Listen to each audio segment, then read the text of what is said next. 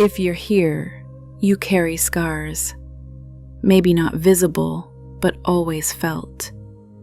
I don't know if your past came through a courtroom, or a betrayal, a prison, or just a silence that never let go.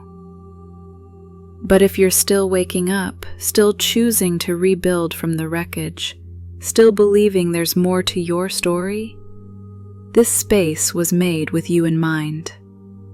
Welcome to Midnight Mind Diary, where healing begins, where silence breaks with truth, and we rise quietly, one step at a time.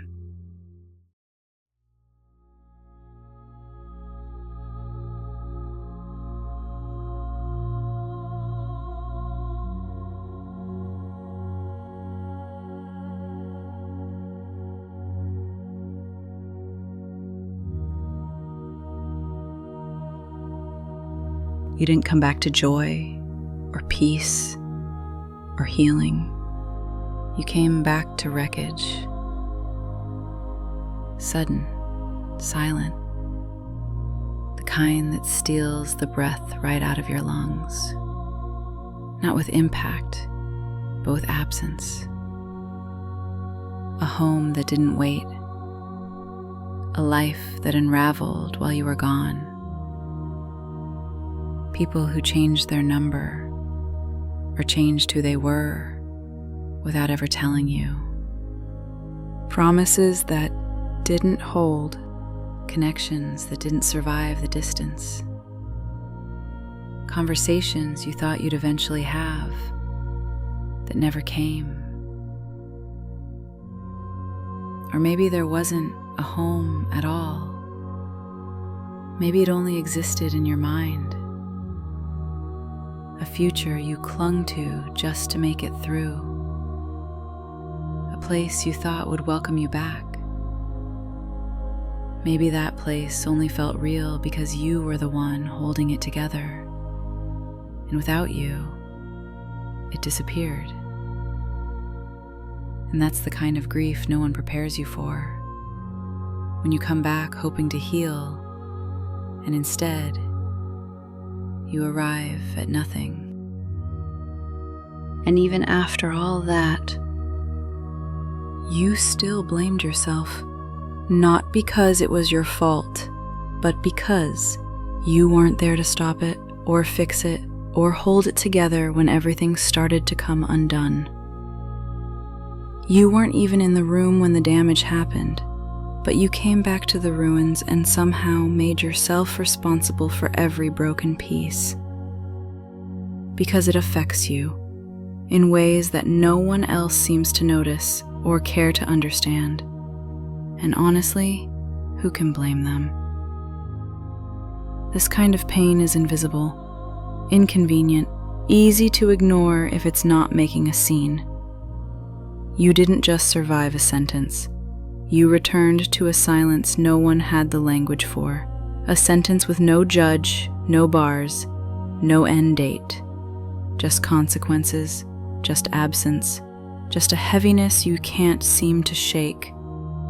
No one clapped when you came back, no banner, no welcome, no warm light left on, just quiet, and maybe a pile of broken things you didn't break, but now feel responsible to clean up, alone. You overanalyze, overthink, rewind every scene, replay every word. You try to make sense of it, frantically connecting dots that never really belonged together, until your mind is exhausted, until your thoughts feel like they're eating themselves. And when you finally realize it still doesn't make sense, when no amount of overthinking brings clarity, you go quiet. Not peaceful quiet, but numb, indifferent. You stop trying to understand. You just accept it, all of it. even the blame that was never fully yours. "Fine," you whisper. "It's all my fault."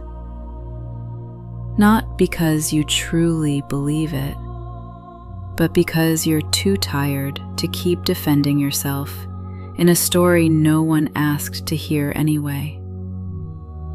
And even if it wasn't all your fault, so what? You're here now. You're standing in the wreckage. You're sweeping the mess. This is the part no one prepares you for. The part after survival. When the world moves on, but your soul hasn't. The part where you still ache, even when everyone expects you to be better. Where you catch yourself wondering, am I even allowed to want more?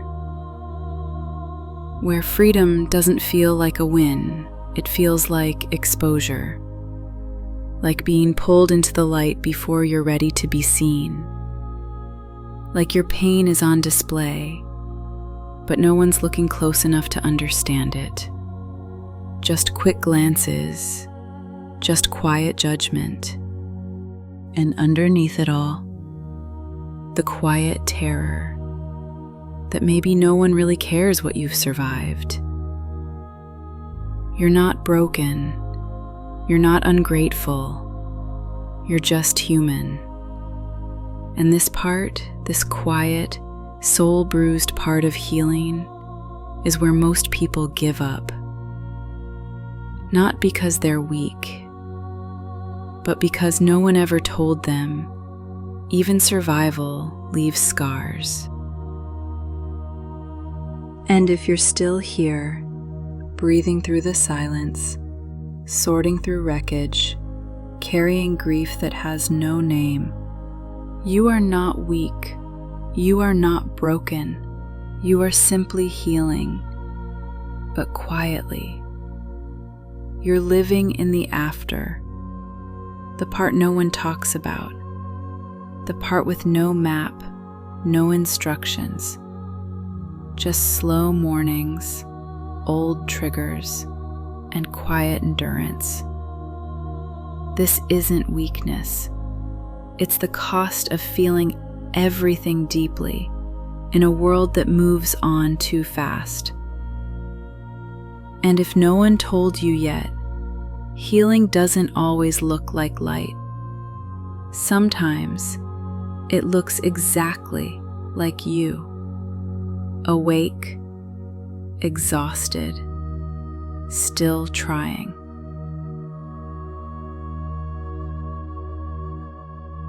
And maybe what I'm about to say will be hard to hear, but I'll say it anyway. I'm not speaking as someone who escaped pain. I'm speaking as someone who sat with it, held it, broke under it, and stayed long enough to know survival isn't the end. It's where the real work begins. Survival alone isn't the finish line. It's just the first threshold. There comes a moment when the grief softens and the numbness fades just enough for you to realize no one is coming to rescue you. No one's going to knock on your door with the perfect apology or the answers you deserved years ago. No one's going to show up to fix what broke or rebuild the life you imagined while everything else was falling apart. And that realization, it feels cruel. It feels too big to carry, like a second sentence, only this time there's no release date.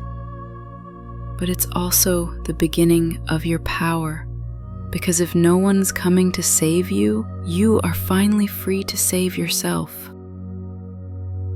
And maybe right now you're thinking, but I don't have the energy, the faith, the blueprint. But the truth is, you don't need the whole plan. You just need to take the first step. The one that costs you your comfort, but gives you your power back. You'll feel afraid. You'll second guess everything. You'll wonder if starting over this late even matters. But understand this: healing will demand what the damage never gave you: consistency, courage, self-trust, and faith in God. It will stretch you. It will confront every part of you that adapted just to survive, because you were always in survival mode, too busy staying afloat to ever learn how to walk on solid ground. But now you're here, in the aftermath, with hands that still shake and a heart that still doubts, but lungs that still breathe. And that breath, that's all you need to begin again. You don't need to feel ready. You don't need to feel brave. You just need to refuse to stay where pain tried to leave you. You are allowed to rise, even slowly, even while you're still bleeding. You don't have to be great to start. You just have to stop disappearing from your own life. You've already survived what should have shattered you. So ask yourself, what are you still waiting for? Permission? Closure? Someone to finally understand? Sorry to disappoint you. You most likely won't get it.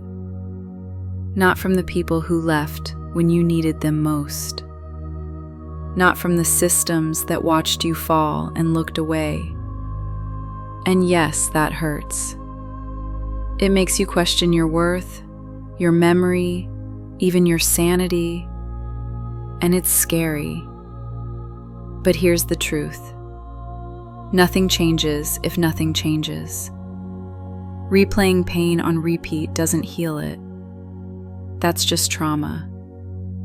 Looping quietly in the dark, hoping, begging to finally be seen. Don't be afraid to start again. Not because it's easy, but because it's necessary to heal. At some point, you have to move, even if you're limping, even if you're still bleeding, even if your heart feels like glass inside your chest. Because healing doesn't come when the timing is perfect. It comes when you show up anyway, shaky, unsure, but present. Sometimes, the people you needed most are the first ones to disappear. And that's a hard pill to swallow. The ones you waited for, the ones you would have bled for, gone, leaving a silence so hollow it echoes inside you like a second heartbeat. And sometimes, the softest lifeline comes from strangers, a glance of recognition, a quiet nod from someone who's crawled through their own wreckage and chose to rise anyway. You expected love to catch you. Instead, you learned to land on your own feet. Shaky, fractured, but still yours. So let them go. Let the ones who vanished stay gone, because you're still here, still breathing, still capable of rebuilding something no one, not even you, believed could rise from this. You don't need anyone else to believe in you. You need your own faith, the kind forged in fire, and maybe that's where the real story begins. Not when you got closure, but when you finally chose you. Let your pain become something sacred. Let it name your strength. Let it mark the moment you stopped waiting to be saved and started coming back to life. Your perspective can be your power or your prison.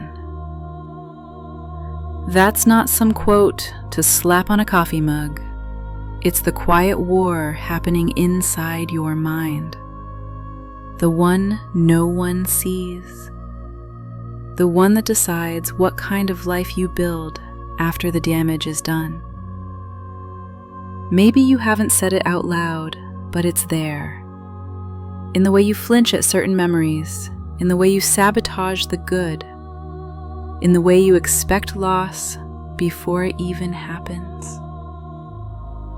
It's not always the trauma itself that breaks you. It's the story you learn to tell yourself because of it. I'm too much. I'm not enough. I ruin things. I don't get to come back from this. That story becomes a filter. You start living through it, not beyond it. You stop seeing what's possible and only recognize what confirms your worst fears. And the scariest part, you start calling it reality. But here's the truth. The facts of your past are real, but the conclusions you've drawn about your worth, your future, your healing, those can be rewritten. Your life doesn't have to be perfect to be meaningful, but it will always mirror your mindset. If you believe you're broken beyond repair, you'll start living like it. If you believe you're too late, you'll keep sitting in the ruins long after the fire's gone out. But if you can shift that internal story, even slightly, you'll begin to see something terrifying and beautiful. What wrecked you doesn't get the last word. You don't have to fake joy. You don't have to pretend it didn't hurt. You just have to stop agreeing with the version of you that stopped dreaming the moment the damage happened, because your healing doesn't begin with a miracle. It begins the moment you stop disappearing from your own life. The pain is real, but so is your power. You just haven't used it yet. And maybe that is where your comeback begins. So dare to win. Yes, win. Not just survive, but rise, reclaim, conquer. You've spent enough time shrinking yourself to fit what broke you. Enough time waiting for permission to become who you were born to be. The pain already happened. The loss already came. But what you do next, that's yours. So cut the excuses.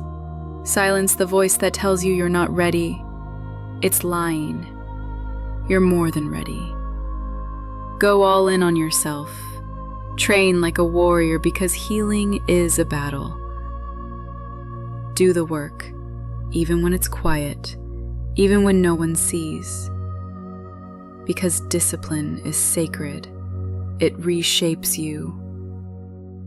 Transform, not to become someone else, but to finally step into the version of you that pain tried to bury. The version that's resilient, whole, and wildly alive. The one that doesn't just survive, but creates, rebuilds, and dares to thrive. Upgrade, create, thrive, win. Because after everything that tried to break you, you finishing well would be the loudest vengeance of all. So rise, even if your body's tired and your past is still loud. Stand up, even if you've got nothing but muscle memory and sheer will. And when you finish, don't just survive it. Burn through it, with clarity, with focus, with everything that tried to break you still burning behind you. Because this time, you don't just walk away from what collapsed. You build something unshakable on top of it. Not to prove a point, not to erase the past, but because you finally believe you're worth saving.